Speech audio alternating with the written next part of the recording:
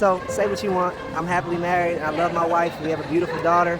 And that's how we live it. I mean, I always have to ask, like, people are saying your wife must have been, like, a little bit younger when you married her. I mean, can you set this record straight? Yes, so she was 19 when we got married. She was 18 when we started dating. So, a lot of misconception out there about a lot of people try to, like, twist her age online and make it seem like she was born a year earlier. She wasn't. She's 22 going on 23. And, she keeps me young and fresh. What can I say? We have a love that people don't really understand. We all knew Marques Houston was a creep once we found out that he met and married his wife Miya Houston when she was a teenager. But baby, the things she is revealing after their divorce are just sickening. And the story got darker when he went on interviews and did a whole documentary trying to justify getting a teenage wife, saying that he was young in spirit and didn't want to deal with the bagged women his age came with. A lot of women my age are very independent. They are very like, I don't need a man to do this for me because I can do this for myself. And I come from a generation that I'm very, very, love to provide for my wife. I love to provide for my woman. And I'm very in that generation, like the old days, I would never want to be with a woman that felt like, oh, I don't need you. Or I don't, what I'm saying, like that. So, and there's a lot of women my age. I've dated women my age and, they may have baggage. They may have kids. They may have not. It's just, there's so many different women that I've dated throughout my life. And this just so happened to be the one that caught my heart. And it's fair to say that now that she's finally a bit older, she would have never gotten married to him if she knew what she was walking into. Miya has posted content on TikTok several times now, alone or with their kids, but Marques never makes an appearance. She has taken down all pictures of them together, and word is that she's left Jehovah's Witness completely and is out living her best life. Marques, on the other hand, was in his feelings. He was posting heartbreak posts back-to-back on IG, including this one that says, "Maybe I am hard to love, but I love hard."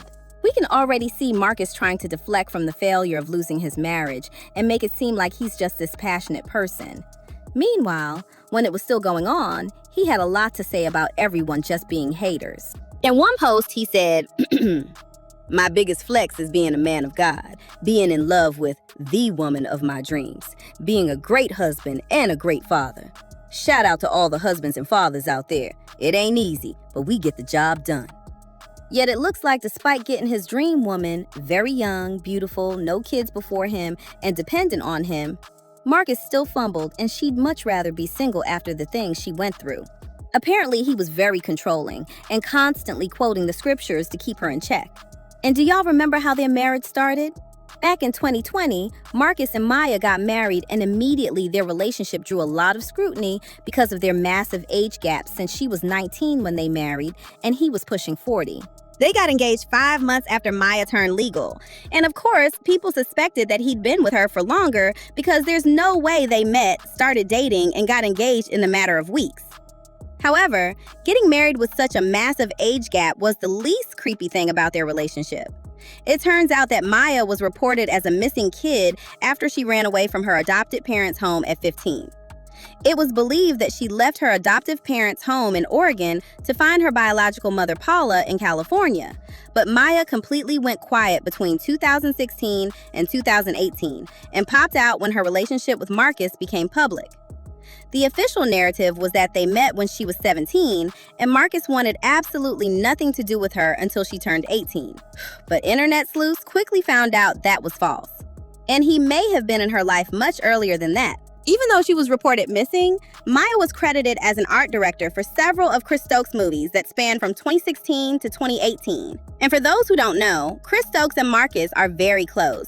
Chris Stokes is also a Jehovah's Witness, and he might have played a big part in Marques later converting as well. Immediately, people noticed what was going on. Miya's IMDb page just went missing. It got even creepier when Marques literally penned down a whole college essay trying to defend himself, saying, "I met Miya in 2018 through a mutual friend. Never before then did I even know she existed. The fact that she was listed on one of our films was a misprint or someone being messy." First of all, why would anyone want to be messy when Miya was practically unknown to us until her relationship with him went public? But let's continue. Miya and I didn't start dating until she was an adult. We fell in love and got engaged in March of 2019. My dad, Michael, loves her, and the people I am closest to all love her as well. Most importantly, we have Jehovah's blessing.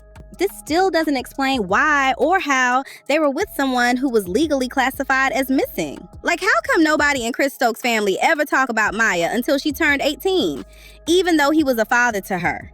Marques, by his own admission, also said that he knew Miya when she was underage. Me and my wife's situation is a little different, you know, how we met, you know, through mutual friends and everything like that. You know, when I met my wife, she was 17. So, you know, we had no really conversation and no really connection until, you know, she was of age. And, you know, people don't understand it. And I got a lot of backlash for marrying someone that was 19. And, you know, when we did finally start to talk, I was like, this woman is like me. And she was just like, when I would talk to her, she just, for one, we had a spiritual connection. And I feel like that's the most important thing. We both love God. We both love Jehovah. And that was key. So he really expects us to believe that he never spoke to her, never approached her, and had no connection with her? But the minute the clock strikes 12 on her 18th birthday, all of a sudden, there was this magical connection? I don't even want to get into the entire accusations against Marques and his manager, Chris Stokes, by former B2K band member Demario Thornton and Quindon Tarver. People were alleging that Marques might have even started communicating with Miya while she lived with her adoptive parents, which prompted her to run away. And since age gap marriages or very young people getting married isn't frowned upon as a Jehovah's Witness, the Stokes most likely kept her until it was okay for them to go public with their relationship. And let's not gloss over the fact that Marques Houston also took the minute to put down other women, claiming that women his age had too much baggage. Since he was still young at heart and focused on being a provider, he didn't want anyone close to his age since they were independent, single mothers, and would challenge anything he said. Okay, I'm 41, right? She's 22. I could have married a 41-year-old woman and it could have been disastrous. They could have felt like, you know, because I'll sit and talk to women and women that are my age, and they kind of have a different outlook on life. You know, a lot of women my age are very independent. They are very like, you know, I don't need a man to do this for me because I can do this for myself. And I come from a generation that I'm very, very, you know, love to provide for my wife. I love to provide for my woman, and I'm very in that generation. However, once they were married, Miya soon realized that Marques had just as much baggage as the women he said he didn't want to deal with. Here she was, fresh out of high school with no job or really anything to call her own, while dealing with a man that had seen the world, had major life experiences, and an established career before she came into the picture. Now, Miya knew that she was going to be a stay-at-home mother, since Marques had emphasized from the get-go that he preferred to be the main provider in the family. But what she didn't know was that he wasn't just looking for a wife. He was looking for someone that would replace his mother, who he lost as a teenager. And that was a standard that Miya was never going to meet. And as she started growing older and her frontal lobe developed, Miya wanted more for herself than being his wife. She started creating content on social media, attending influencer events, and meeting people outside of the Jehovah's Witness circle. She began to realize just what Marques had taken from her, and word is that she began to ask him to help her out with business and job opportunities. But Marques wasn't about to let go of the control he had, and with the help of their Jehovah's Witness friends, began to pressure her to remain a stay-at-home mom and focus on the twins. That's why we no longer see Miya with Chris's daughter Chrissy, even though they claimed that the two of them were close as sisters. She had to fully step away from being Jehovah's Witness if she wanted a life of her own. And now that she's finding herself, people are hoping that other than raising their kids, she stays away from Marques completely. Because there's no doubt that he spent years trying to manipulate her, saying,